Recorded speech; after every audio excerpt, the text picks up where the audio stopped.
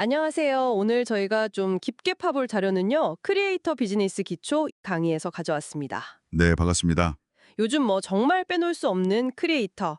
이분들이 도대체 누구고 또 이들이 만드는 산업이 어떻게 돌아가는지 그 핵심만 좀 빠르게 짚어보려고 해요. 좋습니다. 우리가 매일 보는 그 컨텐츠들, 그 뒤의 세계를 명확하게 이해하는 게 오늘 목표죠? 네. 자, 그럼 바로 시작해볼까요? 먼저 크리에이터 정의부터 좀 봐야 할 것 같은데요. 네. 보통은 그냥 유튜버, 스트리머, 인플루언서 이렇게 생각하기 쉬운데요. 자료를 보면 정의가 꽤 넓어요. 아, 그래요? 네. 디지털 플랫폼에서요. 그게 영상이든 글이든 어떤 형태든 컨텐츠를 만들어서 공유하는 개인 또는 집단, 이걸 다 크리에이터라고 보는 거죠. 음, 단순히 뭘 만드는 사람 이상이라는 거네요. 그렇죠. 그냥 컨텐츠 제작자 이걸 넘어서서요. 커뮤니티 리더 역할도 하고 트렌드를 막 만들기도 하고요. 때로는 브랜드 앰버서더, 그러니까 브랜드의 얼굴이 되기도 하죠. 와, 여러 역할을 다 하네요. 네, 요즘은 한 사람이 여러 역할을 겸하는 게 점점 흔해지고 있어요. 핵심은 그거예요. 컨텐츠로 대중하고 소통하고 또 영향력을 행사한다는 점. 흥미롭네요.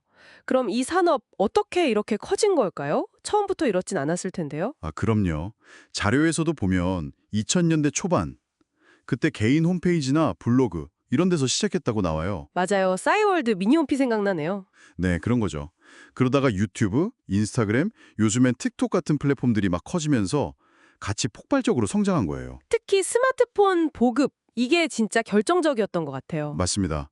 그야말로 누구나 언제 어디서든 컨텐츠를 만들고 소비할 수 있는 그런 1인 미디어 시대가 열린 거죠. 그러면서 위상도 확 달라졌잖아요. 초등학생들 장래 희망으로 등장할 정도니까요. 네, 그게 단순히 그냥 인기가 많다 이걸 넘어서는 의미가 있거든요. 팬덤, 그리고 커뮤니티를 기반으로 한 경제적 영향력, 이게 정말 커졌다는 거예요. 아, 팬덤의 역할이 중요하군요. 그렇죠. 팬들의 어떤 지지나 참여, 이런 게 산업을 키우는 아주 중요한 동력이 된 겁니다. 실제로 2023년 기준으로 국내 시장 규모가 약 5조 3천억 원에 달한다고 하니까요. 와, 5조 3천억. 그 숫자가 정말 대단하네요. 네, 그만큼 큰 시장이 된 거죠. 우리가 매일 보는 그 채널들, 그 영상들이 모여서 만드는 가치가 그 정도라는 거잖아요. 심지어 관련 사업체도 10,000개가 넘고 종사자 수도 4만 명이 넘는다니. 네, 그리고 또 흥미로운 지점이 자료에 보면 라이프스타일이나 정보 전달 콘텐츠 하나 만드는데 평균 비용이 한 124만 원 정도 든다고 나와요. 124만 원이요? 생각보다 꽤 드네요. 네, 그렇죠. 이제 정말 그냥 취미가 아니라 전문적인 산업 영역이라는 느낌이 여기서도 딱 오는 거죠. 그렇군요. 이런 성장의 배경에는 그럼 아까 말한 플랫폼 발전 말고 또 뭐가 있을까요? 아무래도 비대면 환경이 좀 커졌잖아요. 그러면서 디지털 콘텐츠에 대한 수요 자체가 늘어난 것도 크고요. 아, 그쵸. 코로나 시기 고치면서 더 그랬을 것 같고. 네, 그리고 또 하나 중요한 변화는 수익 모델이 다양해졌다는 거예요. 예전엔 거의 광고 수익에 의존했다면 지금은 팬들 후원이나 상품 판매, 라이브 커머스 같은 다양한 길이 열렸거든요. 이게 크리에이터들이 좀 더 안정적으로 활동할 수 있는 기반이 된 거죠. 그 생태계 얘기도 재밌더라고요. 그러니까 크리에이터가 중심에 있고 네. 그 주변으로 이들을 돕는 MCN, 뭐 일종의 연예 기획사 같은 거죠. 그렇죠. 다중 채널 네트워크라고 하는데 쉽게 생각하면 그게 맞아요. 네, MCN 있고 또 컨텐츠가 올라가는 플랫폼, 뭐 유튜브나 틱톡 같은 그리고 광고주인 브랜드들, 마지막으로 이걸 소비하고 지지하는 팬덤, 시청자들, 이들이 다 얽혀 있다는 거죠. 맞아요. 아주 유기적으로 연결돼서 돌아가는 구조예요. 브랜드는 홍보 효과를 얻으려고 크리에이터랑 협력하고 팬덤은 또 컨텐츠를 소비하고 후원하면서 지원하고요. 서로 돕는 상생 구조라고 볼 수 있죠. 크리에이터 영향력도 무시 못하잖아요. 사회적으로나 경제적으로나요. 그럼요. 사회적으로 보면 특정 이슈, 예를 들어 환경 보호 같은 거에 대한 인식을 바꾸는 캠페인을 하기도 하고요. 팬들이랑 같이 기부 활동을 크게 벌이기도 하고 이런 선한 영향력을 보여주는 경우도 많죠. 네, 그런 사례들 본 것 같아요. 경제적으로는 말할 것도 없죠.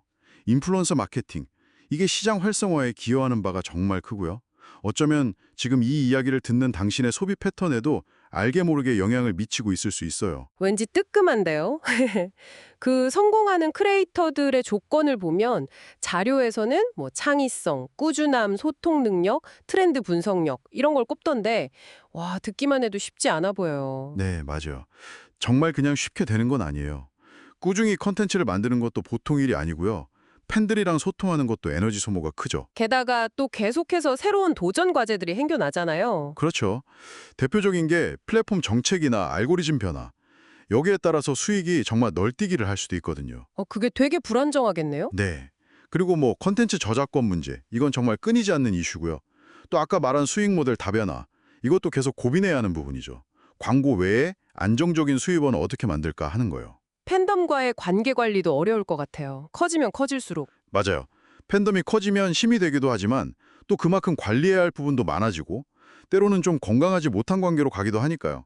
이것도 중요한 과제죠. 그럼 앞으로는 어떨까요? 2025년을 전망하면서 특히 인상 깊었던 게 숏폼의 부상이던데요. 아, 네. 짧은 영상. 이게 정말 대세가 될 거라는 거죠. 이미 좀 그렇지만 영향력이 더더욱 커질 거라는 예측이에요. 그리고 그걸 활용한 커머스, 그러니까 숏폼 커머스가 중요해진다. 이것도 흥미로웠어요. 네. 짧고 좀 강렬한 컨텐츠 소비 경향이 이제 쇼핑하고 바로 결합하는 거죠. 보는 재미가 바로 사는 재미로 이어지는 시대.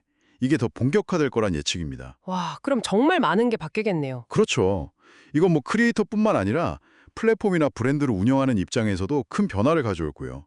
어떻게 이 흐름을 타느냐가 중요해지겠죠. 오늘 쭉 이야기를 나눠보니까요. 크리에이터라는 존재가 이제 정말 우리 사회 또 경제에서 빼놓을 수 없는 중요한 축이 되었구나 싶고요. 그리고 이 산업 자체가 기술, 트렌드, 팬덤과 함께 정말 빠르게 진화하고 있다는 걸 다시 한번 확인하게 되네요. 네, 그렇습니다. 변화의 속도가 정말 빠르죠. 자, 그럼 마지막으로 이 질문을 한번 던져보고 싶어요. 오늘 이야기 나눈 것처럼 쇼핑 커머스 같이 계속해서 모습이 바뀌는 이 크리에이터 산업 속에서요. 앞으로 크리에이터와 당신의 관계는 또 어떻게 변화할 거라고 예상하시나요? 흥미로운 질문이네요. 네, 한 번쯤 생각해 보시면 재미있는 지점들을 발견하실 수 있을 겁니다. 여러분도 한번 같이 고민해 보시면 좋겠습니다.